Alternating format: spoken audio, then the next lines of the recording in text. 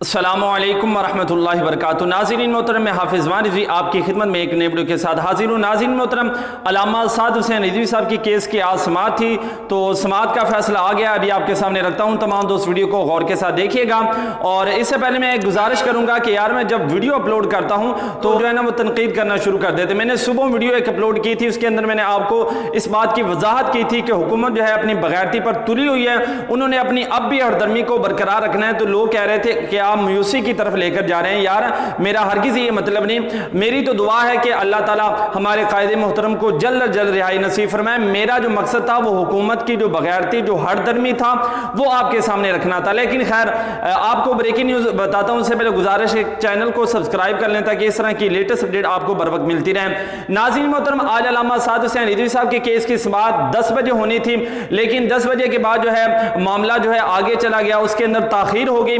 اب جو کیس کی سماعت تھی وہ ہوئی، اور جو فیصلہ ہوا ہے انہوں نے جج صاحب نے اب پھر جو ہے علامہ سعد حسین رضوی صاحب کے کیس کو جو ہے وہ ملتوی کر دیا ہے، اور انہوں نے کہا ہے کہ 20 ستمبر بروز سوموار کو جو ہے علامہ سعد حسین رضوی صاحب کے کیس کی پھر سماعت ہوگی، اور وکلاء کا اس کے بارے میں کہنا ہے کہ تمام کارکنان جو ہیں وہ مایوسی کا شکار نہ ہوں۔ انشاءاللہ بہت جلد ہمارے جو قائدین ہیں اور ہمارے جو کارکنان ہیں وہ ہمارے درمیان ہوں گے، اور ان کے جو جھوٹے مقدمے ہیں وہ انشاءاللہ بہت جلد ختم ہو جائیں گے۔ تو انشاءاللہ ملتے ہیں ایک نئے ویڈیو کے ساتھ، تب تک کے لیے اللہ حافظ۔